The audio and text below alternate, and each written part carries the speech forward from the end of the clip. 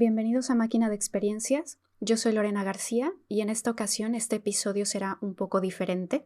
No estaré hablando únicamente con Álvaro, como siempre, sino que compartiremos una charla que tuvimos con nuestros compañeros de Retorno a la Caverna, un podcast especializado en temas de filosofía, en la que hablamos acerca de los dilemas morales en la ética, los experimentos mentales que se han utilizado para argumentar o refutar cuestiones relacionadas con qué es un dilema moral, cómo la gente responde a estas situaciones dilemáticas, así como nuestro punto de vista y puntos de vista de filósofos muy representativos dentro del ámbito de la ética. Si les gusta el podcast, pueden seguirnos en iVoox, en Spotify, en Apple Podcasts o en Google Podcasts y también en nuestra página de Facebook Máquina de Experiencias.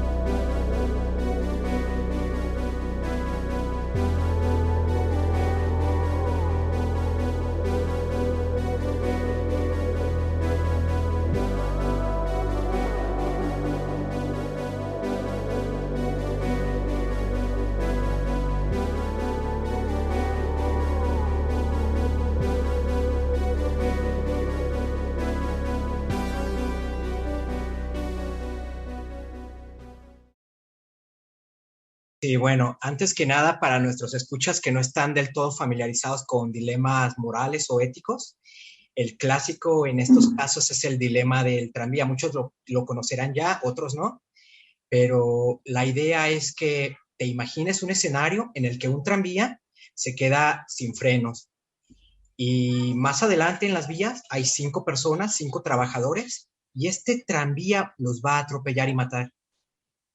Entonces, tú estás viendo este escenario, pero te das cuenta de algo, te das cuenta de que hay una palanca y si la jalas, el tranvía se va a desviar por una vía alterna, pero a su vez esa vía alterna lleva a atropellar a una sola persona. Entonces la pregunta es, ¿qué deberías hacer? ¿Dejar que el tren siga su curso y atropelle a 5 personas? ¿O jalar la palanca y que atropelle a solo una? Entonces es un dilema porque, por un lado, está la consecuencia de 5 personas, por otro lado la de una persona, y desde algo muy utilitarista alguien podría decir, bueno, pues es preferible que mate a una sola que a que mate a 5. Pero aquí es donde surgen un montón de problemas sobre si hay una distinción moralmente relevante entre actuar y no actuar, por qué está bien matar a uno en lugar de a 5. Y claro, hay un montón de variaciones sobre estos. Por ejemplo, una variación de este dilema del tranvía consiste en que te imagines que estás arriba de un puente y ves todo este escenario, el tranvía que va a atropellar a la gente y te das cuenta que si empujas algo muy pesado, puedes hacer que el tranvía se detenga y no atropelle a nadie. Y lo único que tienes disponible es una persona obesa. La pregunta es, ¿la empujarías o no la empujarías? Bueno, entonces, pues ese es un ejemplo clásico de dilema. Entonces, ¿por qué quieren empezar precisamente? Creo que podríamos comenzar haciendo la distinción de uh, una definición un poco más técnica de lo que puede ser un dilema, ¿no? La situación que se presenta a un sujeto, este sujeto que es un sujeto que tiene que actuar y tomar una decisión ante dos circunstancias, que no siempre estas dos circunstancias se presentan de manera simétrica. Hay dilemas en los que ambas circunstancias que se van a elegir son simétricas, otros dilemas en los que no son simétricas, es decir, hay como jerarquía en la decisión, en las decisiones que se toman, pero la estructura es esta, ¿no? El sujeto que tiene que tomar una decisión y en ambas decisiones la consecuencia sería terrible, ¿no? Como en el ejemplo que nos acaba de mencionar Franco, en el que, bueno, si toma la decisión de salvar a 5 personas, la consecuencia sería matar a una sola. Por otra parte, la consecuencia de elegir que el tranvía pues mate a 5 personas, la consecuencia sería, la consecuencia sería salvar a una, perdón, me revolví. Sin embargo, creo que también hay aspectos que no tomamos en cuenta y es como, si colocamos otro panorama en este escenario del tranvía como la cuestión de los valores subjetivos, como qué pasaría si colocamos a 5 personas, pero del otro lado está un familiar muy querido, ¿no? Creo que las personas no utilizarían una ética utilitarista para decir, no, bueno, esas son 5 personas, entonces, pues son más vidas, pues ni modo, sacrifico a mi familiar y que el tren se arrolle a mi familiar y salve a las 5. Creo que la mayoría de las personas escogería, pues, salvar a su familiar. Sí, Aquí, perdón. no, perdón, adelante. No, solo quería comentar que aquí, o sea, partiendo ya de la definición que acaba de dar Álvaro, ya hay un primer debate, ¿no? Entre filósofos que surge de cuestionarse si hay dilemas morales como tal, es decir, situaciones irresolubles en términos de que no podemos cumplir ambas obligaciones morales, o más bien hay conflictos morales en los cuales es muy difícil determinar la jerarquía que hay entre las obligaciones, o hay demasiada incertidumbre acerca de las posibles consecuencias y por lo tanto son difíciles de resolver, pero que no significa que son genuinos dilemas morales, ¿no? Y bueno, y eso ya es un debate porque hay que tomar en cuenta que los dilemas morales dentro de las teorías éticas generan un problema de consistencia lógica.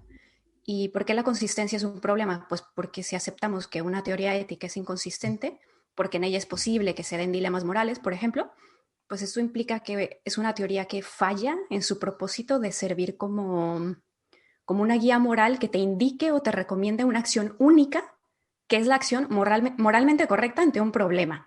Cuando partes de una teoría ética y tienes un dilema moral, pues lo que ocurre a nivel lógico es que esa teoría, dada cierta situación, te recomienda hacer dos cosas que son incompatibles entre ellas. Por lo tanto, es una solución imposible. O bien le es imposible recomendarte cualquiera de las dos cosas. Y en ese sentido, pues un sistema de principios éticos sería un sistema como cualquier otro sistema lógico, ¿no? Que debe adherirse al principio de no contradicción para considerarse que está bien definido y que si algo así ocurre, pues entonces cuidado, porque ese sistema te va a llevar a otros resultados triviales o absurdos. Y que precisamente los filósofos que han intentado atacar el problema de los dilemas lo pueden hacer de dos maneras, o negando la existencia de los dilemas morales e intentando defender que sí que hay conflictos morales difíciles, sí que hay conflictos morales que tienen este elemento trágico, pero que no son irresolubles, o bien decir que sí que existen los dilemas morales, pero eso no indica que la teoría esté mal, y estos filósofos pues lo que harían, por ejemplo, sería a partir de lógicas paraconsistentes, ¿no? Lógicas que dentro de su sistema admitan de manera controlada que se den contradicciones, sin que esto necesariamente tenga que llevar a trivialidades o a conclusiones absurdas, por ejemplo. De hecho, Bien. lo que menciona Lorena, bueno, menciona un montón de cosas bien, bien interesantes, pero me voy a centrar nada más en esto de los principios morales y la consistencia en los sistemas éticos, porque hay quien dice que un sistema ético no debería permitir la existencia de dilemas morales, porque si los permite, eso es considerado un defecto. Entonces, hay varios principios morales, algunos me parecen que son muy, muy intuitivos y razonables. Por ejemplo, hay uno que se llama el principio de consistencia, que es esta idea de que no puede ser moralmente obligatorio hacer una cosa y al mismo tiempo moralmente obligatorio no hacerla. Y sí, nos suena muy, pues muy evidente, muy obvio, pero porque viola el principio de no contradicción precisamente. Pero me hace preguntarme ¿por qué, por qué agarramos este principio en particular? ¿Por qué no otros? Porque, bueno, como saben, hay lógicas paraconsistentes que niegan el principio de no contradicción. Y de manera similar me pregunto si no se podrá hacer algo quizá con ciertos principios de la ética, decir, bueno, este principio de consistencia puede sonar intuitivo, pero en última instancia es falso, ¿no? Y argumentar por qué y por qué y por qué. Me hace pensar en la lógica modal, donde los sistemas tienen estos axiomas, el sistema S4, el S5, el K, bla, bla, bla, y agarramos unos, tiramos otros, dependiendo.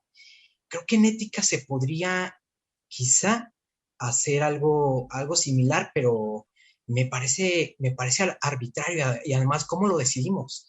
¿Qué principios agarramos? ¿Qué otros principios no agarramos? Pero bueno, en cualquier caso, mm, en cualquier caso, creo que la distinción entre dilemas aparentes y dilemas reales es como más fundamental y es lo que deberíamos seguir tratando ahorita. No sé ustedes. Sí. Sí, creo que esta distinción entre dilemas genuinos y dilemas aparentes que se nos presentan a cada rato porque pensaríamos que casi cualquier situación trágica en la cual se tenga que tomar una decisión, pues se puede tratar como dilema y la verdad es que no. Si no hay otras opciones o terceras opciones o más opciones que se puedan elegir, entonces no es un dilema. Eh, para ser un dilema, pues cualquiera de las opciones que se tomen, pues tiene que tener consecuencias terribles para el agente.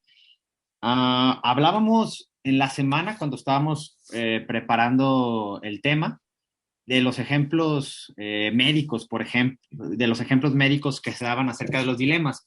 Estos ejemplos de las personas que tienen que separarse a meses y que comparten órganos y que la decisión tendría que ser cuando hay elementos como el tiempo, que el tiempo es un papel fundamental, si no los separan en cierto tiempo van a morir los dos, que comparten órganos muy importantes y por lo tanto si los separan a uno de los dos va a morir, pero lo fundamental aquí de la decisión es si no se separan, mueren y mueren rápido. Entonces, este sí es un dilema genuino, sin embargo, hay otras situaciones terribles muy, muy similares en las cuales pues hay más opciones, ¿no? Pueden seguir viviendo unidos, pueden tener vidas relativamente normales unidos, si no tienen por qué separarlos. Entonces, en este caso no es un dilema genuino. Ahora, en este sentido que lo planteas, Álvaro, y para las personas que a lo mejor no están tan empapadas, no están tan metidas, sería una condición necesaria el hecho, como tú lo mencionaste, de que sea trágico para volverse un dilema, que las condiciones o las resoluciones tengan que ser estrictamente trágicas, pueden no ser trágicas y aún así considerarse un dilema. ¿Cómo lo podemos plantear desde esa naturaleza para las personas que no están totalmente encajadas en estas estructuras? ¿Y quieren contestar ustedes? A ver, ese punto es muy interesante.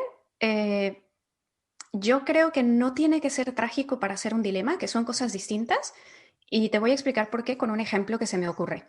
En el libro de Julian Baggini, que es un libro que me gustó un montón, El cerdo que quería ser jamón, hay un experimento mental de un soldado al cual le ordenan violar a un prisionero y luego matarlo.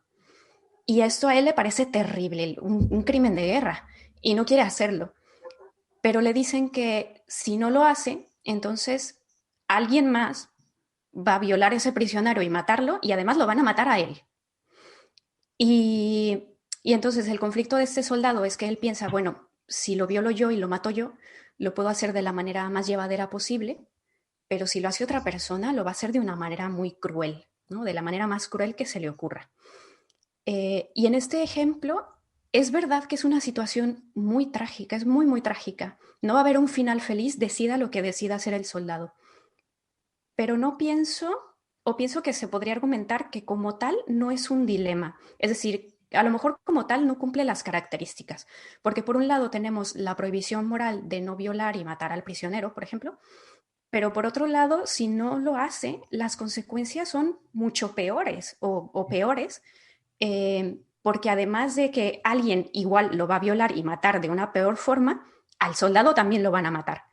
Entonces, y creo que al añadirle este elemento de que el agente moral, que en este caso es el soldado, vaya a morir en una de las posibles consecuencias, ya lo convierte en algo más trágico que realmente dilemático, porque las consecuencias son claramente peores si él no lo hace.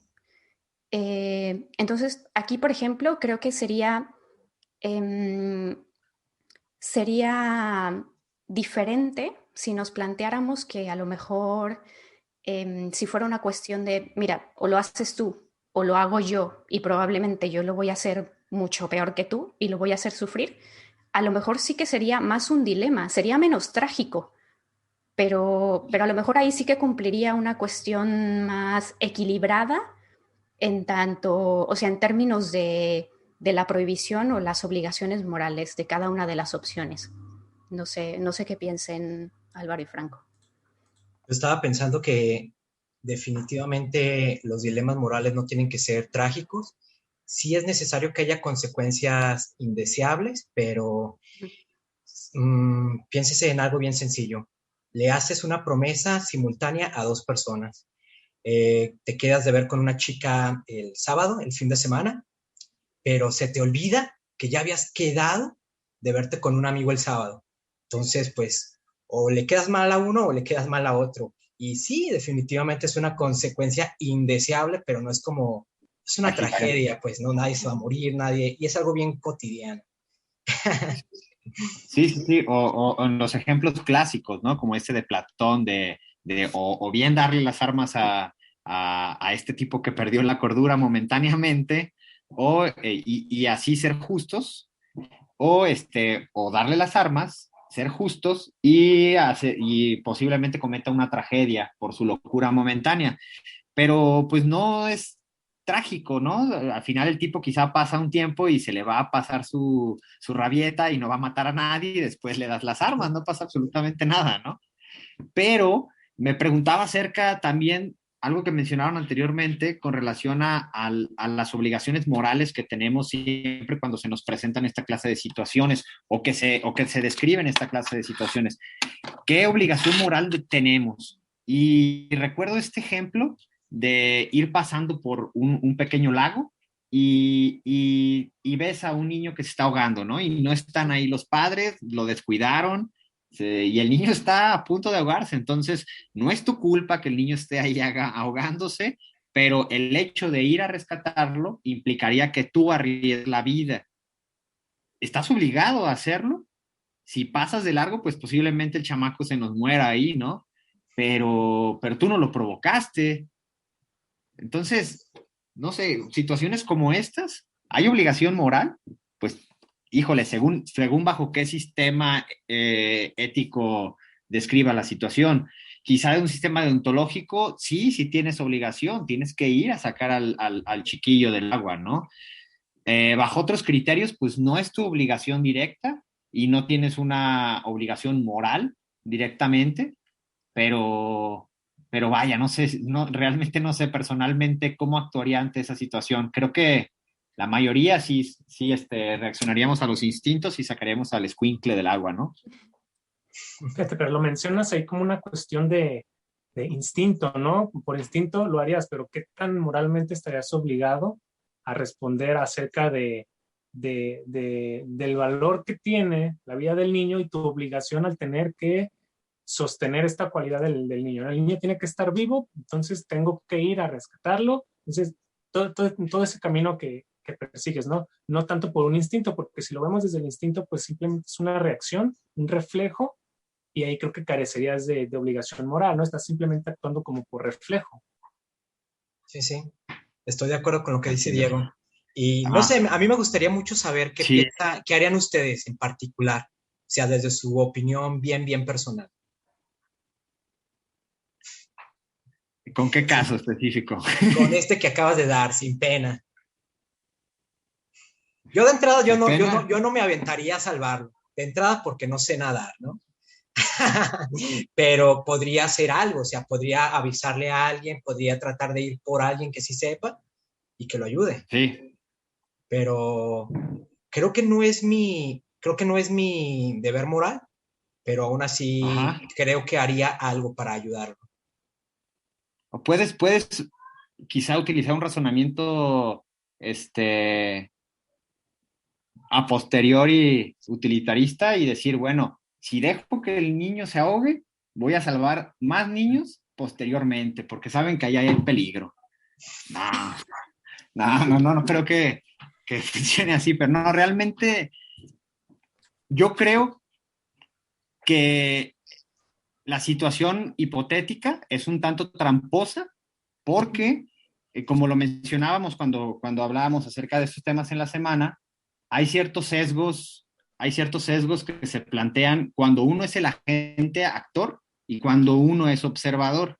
Quizá yo como observador diría, bueno, pues la obligación del que está viéndolo es ir y aventarse y sacar al escuincle. Sin embargo, cuando estás en la situación, tú como agente actor, pues la situación cambia, ¿no? Según el panorama, pero creo que, como lo acaba de mencionar Franco, pues primero no sabes nadar.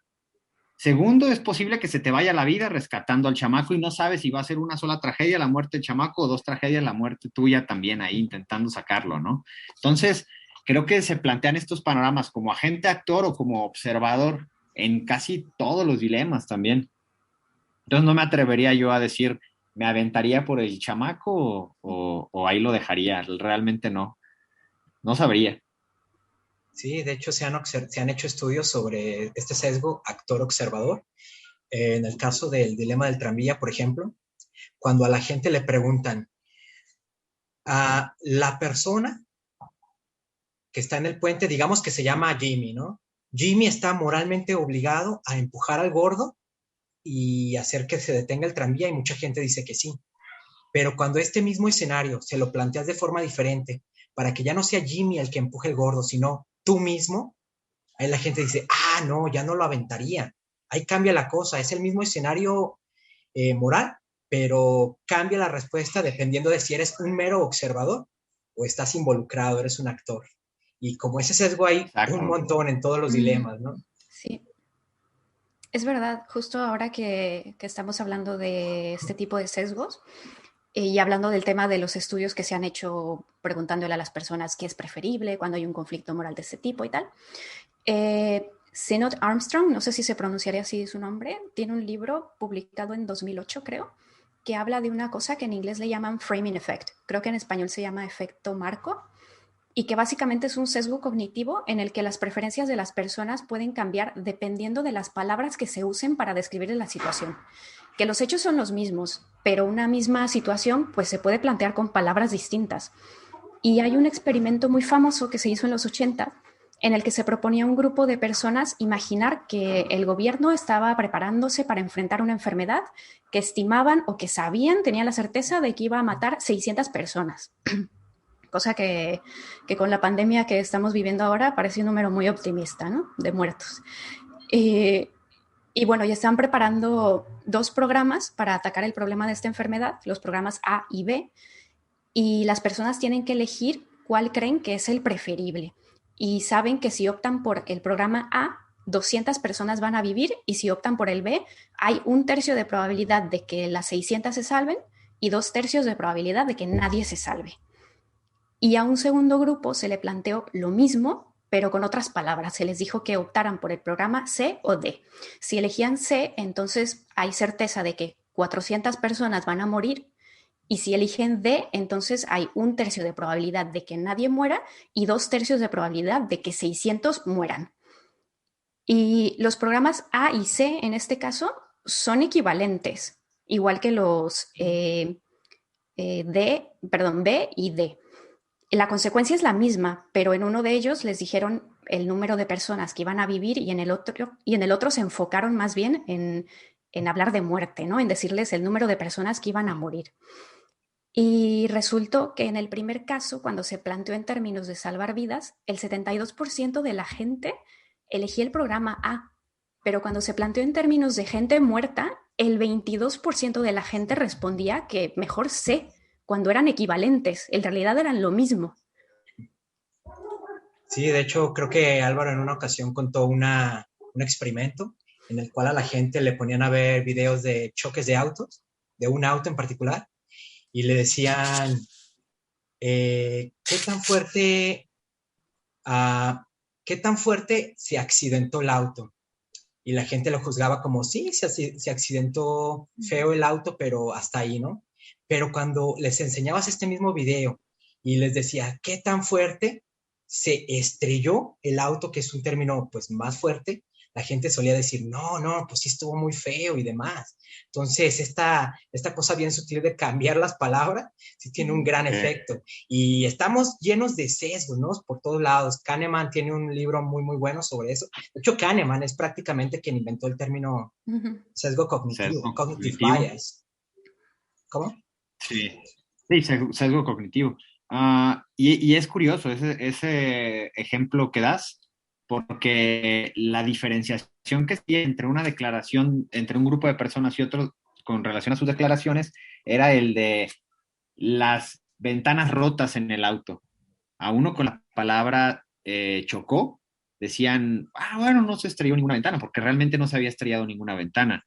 Pero cuando cambiaban la palabra por los coches se estrellaron, la mayoría de los entrevistados decían, se rompieron un montón de ventanas, ¿no? Y no se había roto ninguna.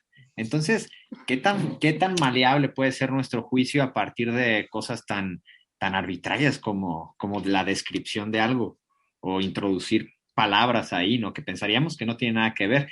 Y eso trasladado a los juicios morales, híjole, se pone complicado, ¿no? Porque bueno, regresando a esta cuestión de las obligaciones morales, entonces sería cuestión de cómo lo planteamos para pensar que tenemos obligación o no bajo ciertas circunstancias en situaciones dilemáticas. Es una cuestión que inclusive permea en otras partes, ¿no? De repente me llega la noción de los juicios orales, ¿no? A la cuestión de cuando la fiscalía está presentando el caso y luego la defensa, según como lo plantea uno y otro, pues termina siendo una cuestión de totalmente subjetivo, ¿no? El dilema pasa a segundo término cuando la forma en la que lo planteas, la manera en la que puedes manipular la posición en la que lo expongas, determina todo, ¿no? Y posiblemente eso vuelva o más impactante o menos influyente la posición del dilema, ¿no? Termina por caer, creo, en un segundo término. Sí, de hecho estaba pensando algo similar a lo que dice Diego, de los impactos que estos sesgos podrían tener en juicios, testimonios y demás, porque pues da miedo, ¿no? O sea, que llegue un abogado muy, muy vivo, presente las cosas de cierta forma y, ya se ganó al jurado o al juez. Y, pues da miedo, pero bueno, ya regresando un poquito más al tema, también me gustaría que quede bien claro que los dilemas morales no siempre son algo así abstracto, a priorístico y demás, sino que son parte de nuestra vida cotidiana, como en el caso de las promesas, pero no sé si leyeron esto de los autos autónomos, estos autos que se manejan solos, ¿no? Entonces, por primera vez en la historia, tenemos esta cuestión de autos que van a tomar decisiones éticas. Entonces, se realizó un experimento con millones de respuestas en prácticamente todos los países del mundo, más de 200, y te piden que imagines un escenario en el que un auto de estos autónomos está a punto de atropellar a unas personas, inevitablemente. No puede hacer nada para evitarlo. Entonces te presentan un montón de posibles combinaciones y te preguntan cosas como, ¿qué preferirías? ¿Que el auto atropelle a un animal o a un humano? ¿A un hombre o a una mujer? ¿A un vagabundo o a un empresario? Etcétera, etcétera. Y estas cosas son importantes porque los autos que se manejan solos, pues creo que estamos de regreso. Tuvimos un pequeño problemita técnico, pero nada grave. Ya estamos aquí. Entonces les estaba diciendo que los autos autónomos tendrían que decidir entre atropellar a un grupo de personas, atropellar a otros, y surge la cuestión de que, bueno, sabemos cuáles son las preferencias de la gente. La gente prefiere que atropelle gatos antes que perros, hombres antes que mujeres, vagabundos antes que empresarios, etcétera. Pero queda la cuestión de si estas preferencias deberían tener algún poder normativo, es decir, si deberíamos implementarlas en políticas de algún tipo para que estos autos que eventualmente se vendan tomen este tipo de decisiones. En algunos casos creo que no hay mucha controversia. Por ejemplo, la gente prefiere que atropelle animales antes que personas. Y creo que en general la gente estará de acuerdo con eso. Digo en general porque yo sé que hay antiespecistas radicales, ¿no? Que dice que dirán que no. pero en otros casos también es muy problemático, como cuando dicen que deben atropellar hombres antes que mujeres. A mí no me gustaría que me atropellara un carro nada más por eso, no así de, este güey es hombre, ¿no? Pues ni modo, vale menos. ¿Qué piensan ustedes? Bueno, creo que ahí de entrada creo que está una cuestión de que estas respuestas que dan las personas, pues no creo que propiamente tendrían que reflejarse en un ámbito normativo. Vaya, simplemente son como nociones que la gente da acerca de cómo actuaría, no si realmente debe de actuarse así. Como en el caso de la diferencia que hay entre si el coche autónomo tiene que atropellar a un gato o a un perro, pues eso qué, ¿no? O sea, entre lo que ya se pone como complicado es cuando la decisión radica entre una persona, un hombre o una mujer, o otra diferencia, ¿no? Entre un profesionista, un atleta, entre una persona que no es atleta y un atleta. Entonces ya las decisiones van variando, pero creo que simplemente son distinciones de opiniones y no algo que debería de traducirse al ámbito normativo.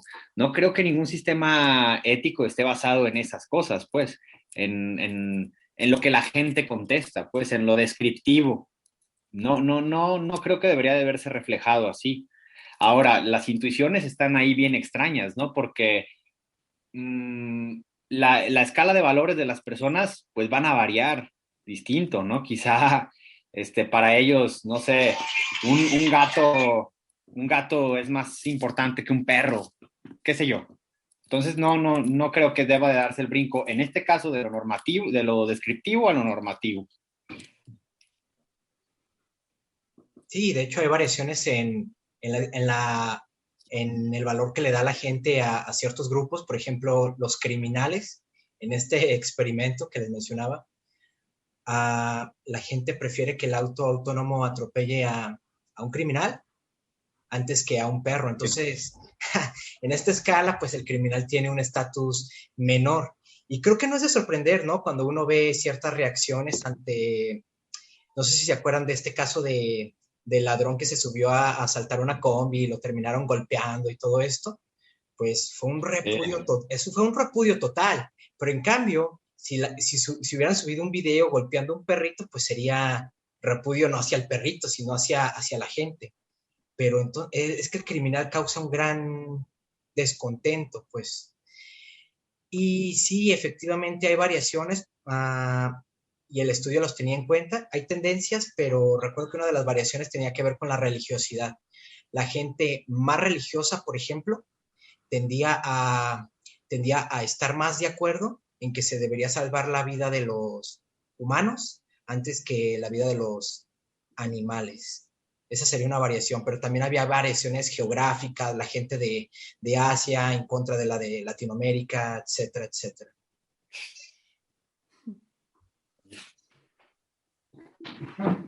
¿Alguien más tiene alguna opinión al respecto? El tema quisquilloso ese. Esta Volviendo un poco situación. perdón. Adelante, Lorena, adelante. No, que de hecho yo iba a volver un poco al ejemplo del tranvía. Entonces, si quieres tú decir algo al respecto de esto, mejor. Okay. Iba a comentar que entonces muchas de estas posiciones, que era creo que lo que estábamos charlando un poquito más atrás, tiende quizá a lo subjetivo, por lo que mencionaba Franco, ¿no? Que hay ciertas posiciones que se dan en Asia, otras en Latinoamérica. Entonces, esto depende de otros factores que van a afectar lo que puede ser el dilema, ¿no? El dilema en sí, quizá ontológicamente, atiende a otras situaciones y no necesariamente a las condiciones que se plantean, ¿no? Pues en la manera en la que se plantean, que algo que más o menos hemos mencionado, quién lo plantea, hablando geográficamente, y entonces podríamos hablar, no sé, queda como una pregunta abierta si esto podría tener a una subjetividad, ¿no? Regional, del idioma, de género, etcétera, etcétera, etcétera. Sí, la religiosidad también, incluso, ese tipo de cosas. De hecho, también esto me hace pensar en la forma en la que otorgamos una escala de valores. Una manera de resolver los dilemas éticos tienen que ver con la jerarquización.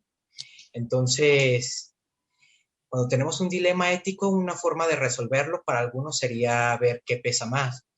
Entonces, por ejemplo, si yo le hago una promesa a Álvaro, pero de repente surge una emergencia, mi madre se pone enferma, qué sé yo, pues bueno, o sea, en ese caso, pues es cierto que le hice una promesa a él y tengo el deber de cumplirla, pero todos estaremos de acuerdo en que pesa más el deber de ayudar a mi madre que el de mantener mi promesa con Álvaro.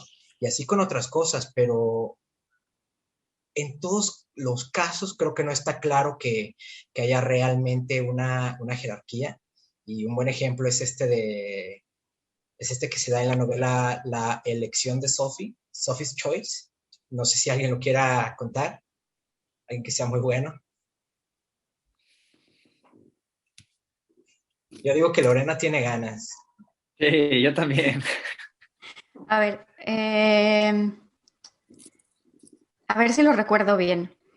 Sofía está en un campo de concentración, si no me equivoco, y tiene dos hijos. Creo que es un niño y una niña.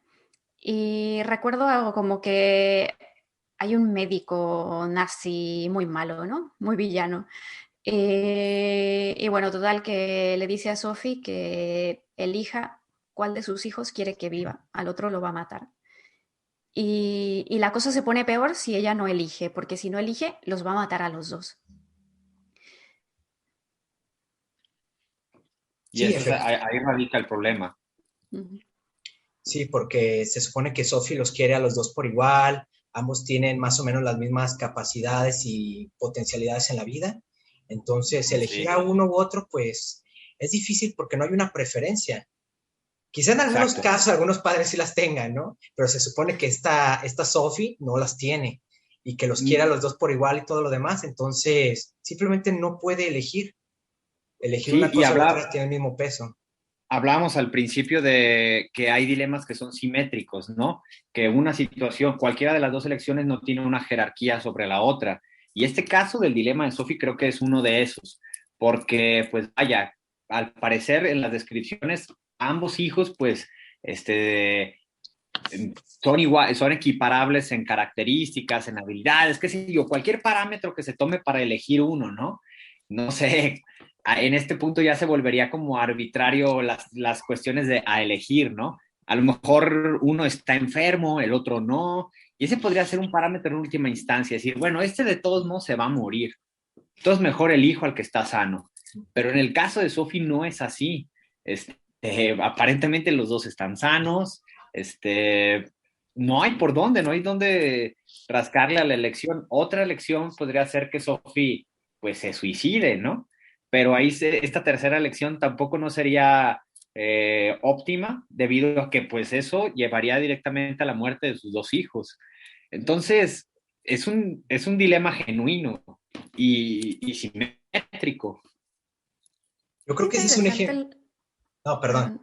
Es adelante. interesante lo que acabas de decir, Álvaro, de que si ella se suicida, por ejemplo, eso lleva directamente a la muerte de sus dos hijos y eso sería peor, por ejemplo, ¿no?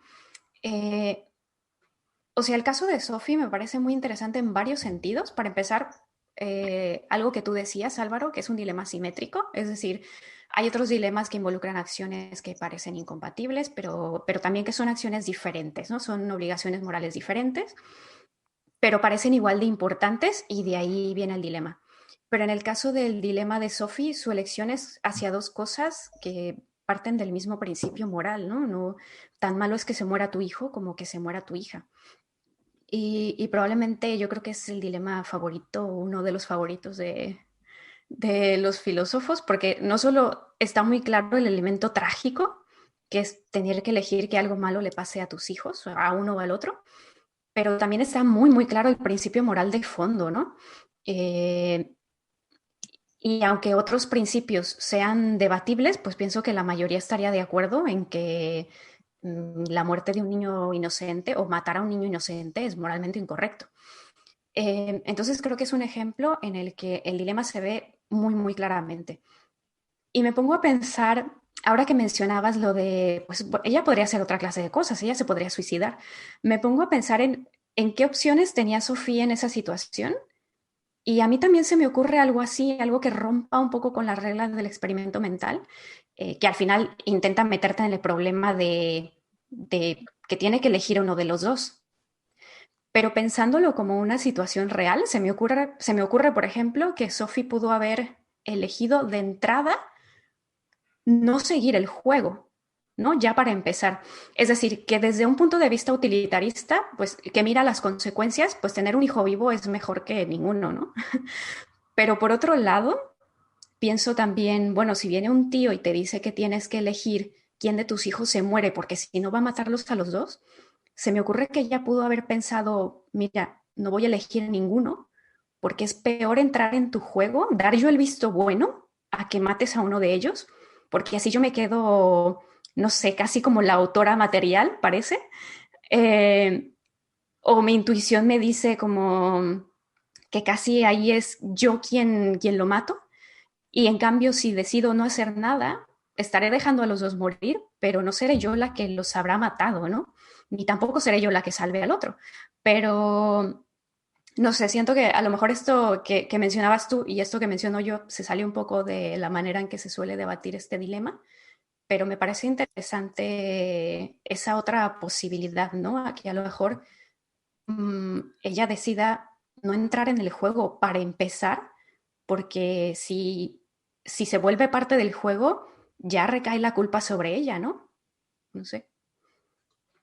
Sí, Sí, definitivamente lo pensé y aunque no he leído esta novela de la elección de Sophie, leí un poco la trama y parece que precisamente eso es lo que pasa con ella, que ella está contando esta historia de lo que este oficial nazi le hizo hacer y ella está llena de culpa, de culpabilidad. Entonces, caray, pues supongo que la respuesta variará bastante de persona a persona, pero yo personalmente creo que elegiría a uno, ¿no? O a otro. no, Porque, pero porque sí, matar a los dos es peor, ¿no? Y ya sé que es muy utilitarista, ya sé que me voy a sentir mal, pero al menos el que se va a sentir mal soy yo y no mis niños, ¿no?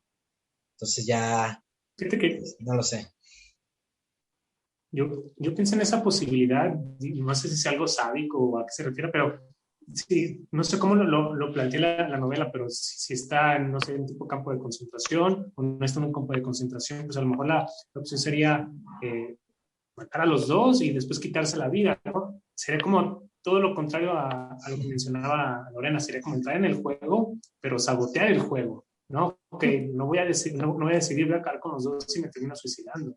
Es otra opción, quizá la menos lógica o la más sádica, pero es otra posibilidad, ¿no? Dependiendo del contexto. sí. Ujú. ¿Qué onda con sus Ahora, elecciones? no, espero que cuando estén escuchando este podcast no piensen que son unas pláticas habituales, ¿no? Aunque realmente sí lo son. Sí lo son. Bueno, la cuestión sería, ah, en ocasiones nos planteamos esta clase de dilemas y no tenemos claro qué tan subjetivos pueden ser las escalas de valores que tenemos. Ayer veía una película hindú en una plataforma en la cual él se planteaba lo que para nosotros no podría ser un dilema, podría ser un falso dilema, pero para él en el momento lo era, ¿no? El personaje principal de esta película y era robar un dinero a sus patrones, a sus amos, y con ese dinero tener su libertad, tener negocios y salir de este círculo de vida terrible que tenía, pero la consecuencia iba a ser que sus padres iban a morir, porque lo iban a buscar y los iban a matar. Ah, para el personaje no fue un dilema, porque él decidió tomar el dinero, ¿no? Sabiendo que iban a matar a sus padres. La cuestión es que hay un montón de personas que yo supongo que elegirían la opción trágica a pesar de las consecuencias, porque su escala de valores es distinta. Simplemente pensarían, bueno, pues hago, lo cuantifico y creo que aunque esta opción sería trágica, me iría mucho mejor eligiendo esto, ¿no? ni siquiera es un dilema, es una cosa terrible que va a pasar, pero ya ni modo, ¿no? Entonces, es importante eso, ¿no? Cómo a partir de ciertos valores que se tienen, pues se toman esas elecciones y no se presentan dilemas, pues.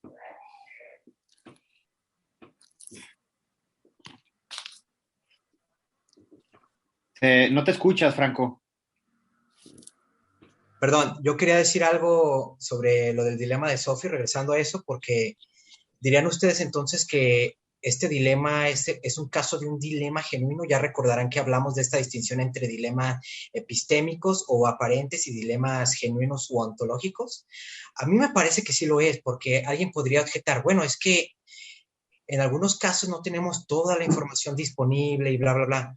Bueno, es que me parece que no es solo en algunos casos, sino en todos los casos. Nunca tenemos toda la información relevante, la información completa, las consecuencias inesperadas, bla, bla, bla. Y si nos vamos a eso, nos tomamos en serio esta objeción, pues todos los dilemas son dilemas epistémicos, pero creo que el caso de Sophie, si realmente, si realmente es planteado así de manera ideal y nos imaginamos que el oficial no le está mintiendo ni nada de eso, pues creo que es un ejemplo de un dilema genuino, ontológico. ¿Están de acuerdo? Yo estoy de acuerdo. Primera cosa, ¿no? Sí. No, ¿ibas a decir algo? Muy bien.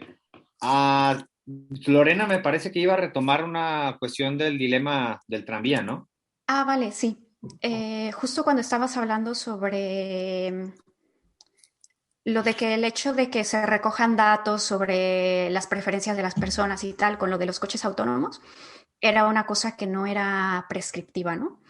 Y estoy totalmente de acuerdo, esto no tiene para nada, son cosas distintas, ¿no? No tiene por qué ser prescriptivo, pero sí creo que tiene un punto interesante el saber qué responden las personas ante ciertas situaciones como esa y que incluso el saber qué responden nos podría hacernos plantearnos cosas más de las teorías morales y tal. Por ejemplo, en el dilema del tranvía está en la web esta de philosophyexperiments.com y ha recogido datos de creo que más de 80.000 personas que han respondido a las variaciones que mencionábamos en el programa al principio del dilema del tranvía.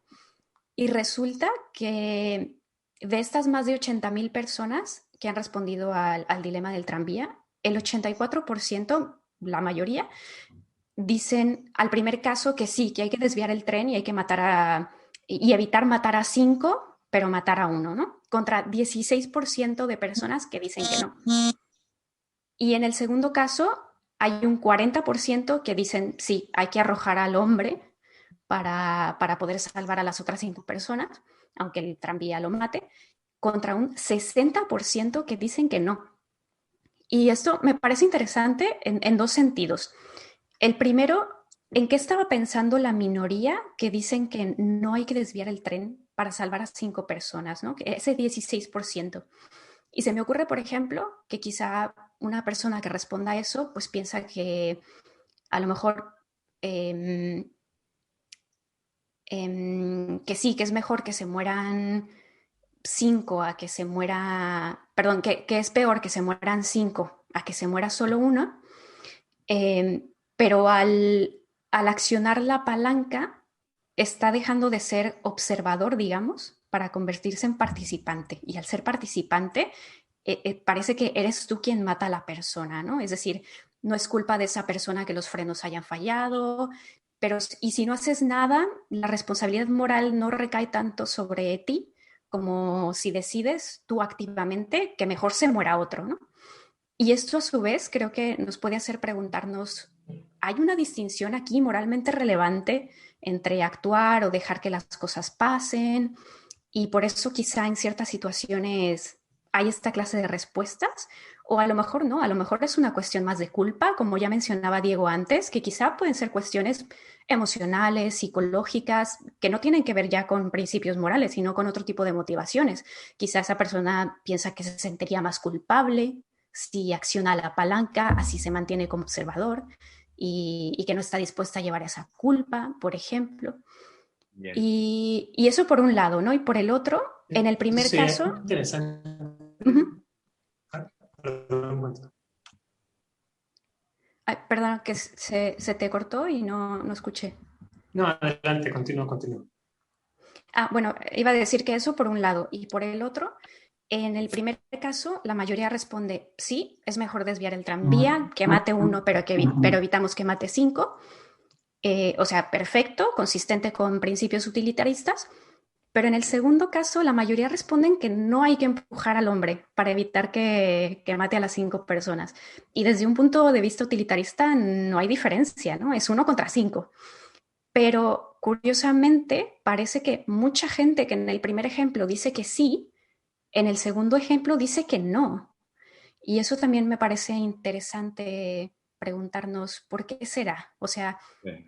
y de la misma manera, aquí pienso que puede ser porque en el primer ejemplo, a lo mejor la persona que responde siente que o piensa que no eres tú quien directamente estás matando a una persona, ¿no? Eres más bien tú quien, a sabiendas de que otra persona va a morir, pues decides accionar una palanca. Y en cambio, en el segundo caso tienes que ser tú el que con tus propias manos arroje al hombre y lo mates, ¿no?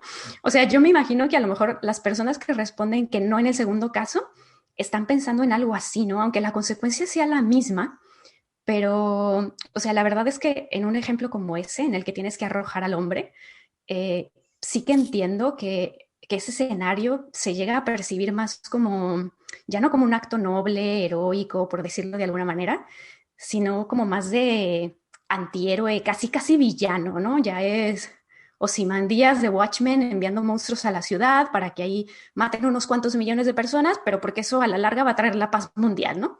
O lo que decía Álvaro de, bueno, pues dejamos el niño que se ahogue para que los dos queden traumatizados, no se acerquen al lago y no haya más niños muertos, ¿no? Yo quiero decir algo, pero creo que Sí. Diego iba a decir Y primero.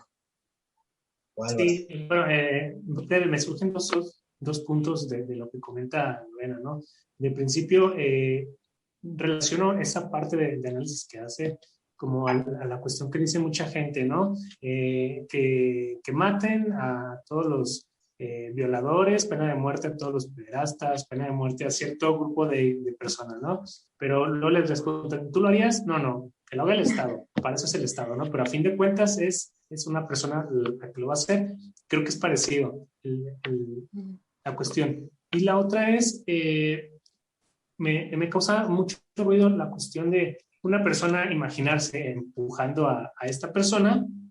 Sin embargo, no sé en qué punto si le hiciéramos ver a la persona a la que le preguntamos que el hecho de no jalar la palanca, de abstenerse y no participar, también es una elección en la cual va a condenar a 5 personas, aunque no esté participando, no sé si tanto influye en una persona para que al principio diga, oh, ok, yo no voy a participar, no voy a ser parte de ese juego, no tomo elección, y si le hacemos ver que también es una elección esa, entonces creo que quizás su patrón se podría modificar, ¿no? Su respuesta no sé si sería la misma a si lo obligamos a decidir entre A y B. Bien, bien. sobre la distinción que hacía esta Lorena de entre actuar y no actuar, que creo que es algo sobre lo cual mencionó también un poco Diego, es muy importante porque creo que no toda la gente lo considera como equivalente. Pienso en algunas legislaciones en las cuales, por ejemplo, si una persona se va a suicidar y tú no la detienes, te pueden condenar penalmente por ello.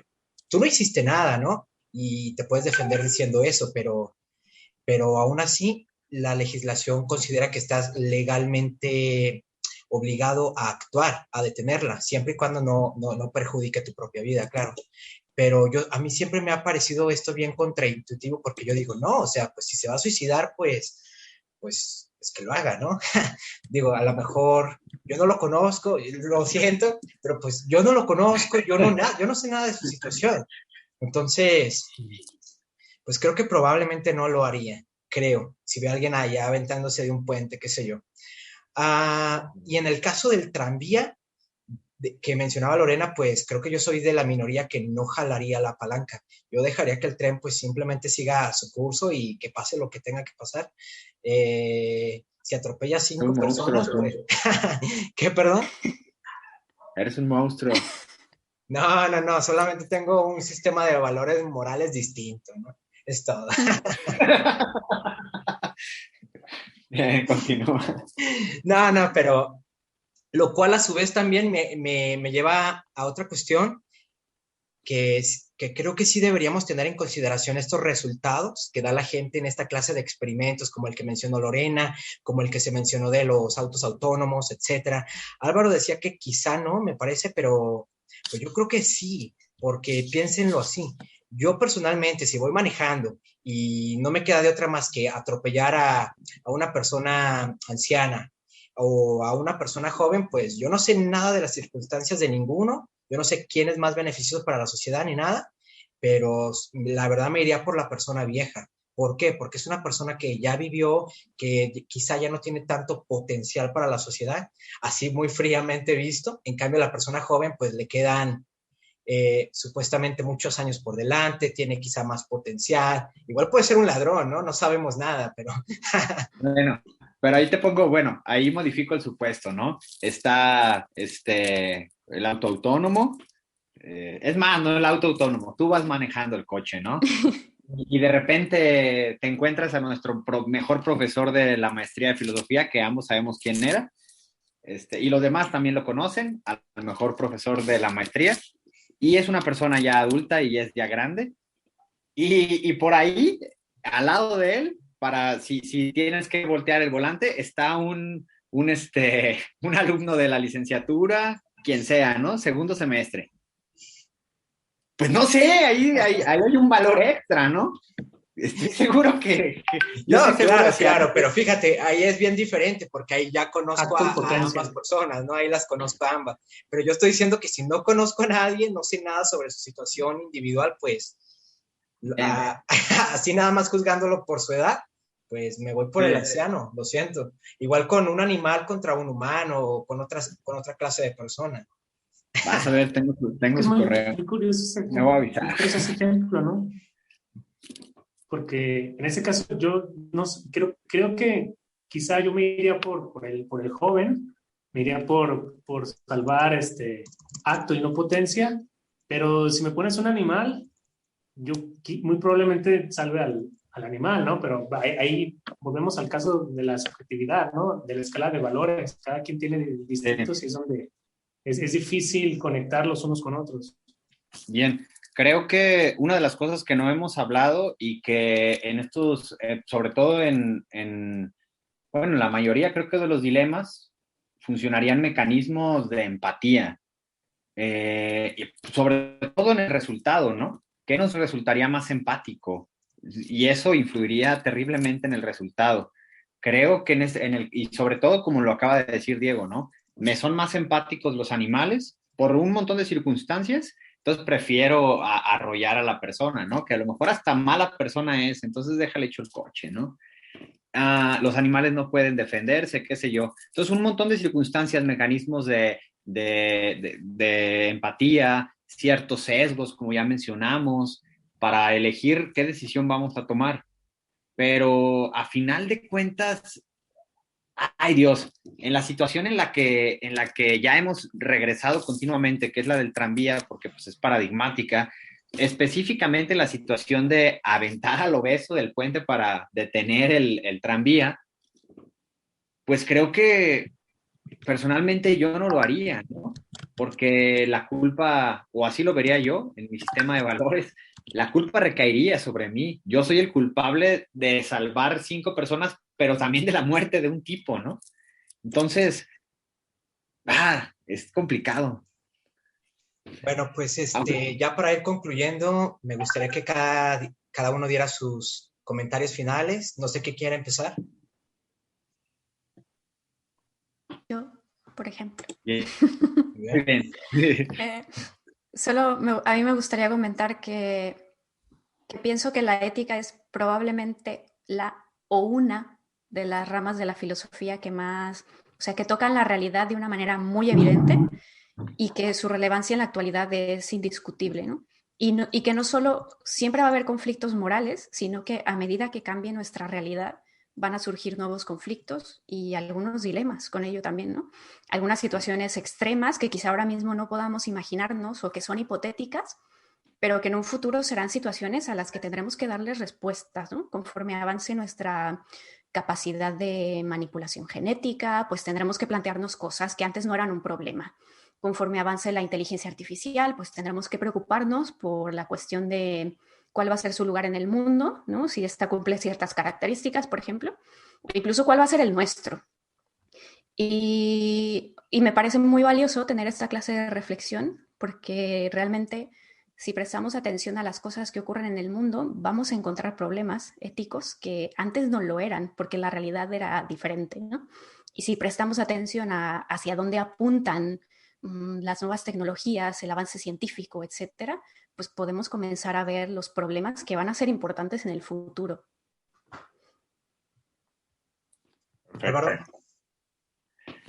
Bien, creo que como conclusión por mi parte, decir que, bueno, la cuestión de los dilemas no es solamente no está simplemente en el ámbito de lo abstracto, que no está simplemente en el ámbito del análisis lógico, sino que son situaciones que están ahí de manera cotidiana, por ejemplo, en situaciones de la medicina, están todo el tiempo, se dan a cada rato esta clase de situaciones y que vaya, el hecho de que discutamos, como bien lo decía Lorena, que no todas las escalas de valores son iguales, que hay jerarquías distintas, que hay sesgos, que vaya, pues la cuestión de los dilemas es algo que está ahí en el mundo. Las herramientas con las cuales los analizamos, pues eso es lo que varía y es lo que varía los resultados de qué decisión tomaríamos, ¿no? Pero ahí están y es genial que podamos hacer esta clase de discusiones al respecto. Sería todo. Diego. Bien, yo nada más finalizaría y me apoyo a lo que mencionaba Lorena y Álvaro, que partiendo de lo teórico, muchas veces se vuelven más complejos los problemas filosóficos y en este caso creo que es al contrario, al ir a la práctica se vuelven más complejos. Y bien mencionaba Lorena que con los avances en tecnología, se me ocurren los algoritmos, se me ocurre la computación cuántica, la inteligencia artificial, van a surgir nuevas estructuras que van a complejizar el asunto y no lo vuelve más sencillo. Y creo que el hecho de trabajarlo no lo vuelve más fácil, sino más bien únicamente es explicativo. Pero bueno, es parte del desarrollo ético al que estamos expuestos. No se va a volver más fácil, sino al contrario, cada vez va a ser más y más complejo. Muy bien. Ya finalmente, pues yo me gustaría decir algo muy acorde con lo que dijeron todos ustedes, que esto es algo muy, muy práctico, no necesariamente teórico, y que también el avance de las nuevas tecnologías pues van a traer muchos más dilemas. Esto de los autos autónomos, por ejemplo, es un solo caso, pero muy probablemente van a venir más cosas a futuro. Pues bueno, eso sería todo por el día de hoy. Muchas gracias por escucharnos, gracias a Lorena por estar aquí con nosotros y si les gustó el episodio, por favor suscríbanse y nos vemos en un nuevo episodio de Retorno a la Caverna. Hasta la próxima.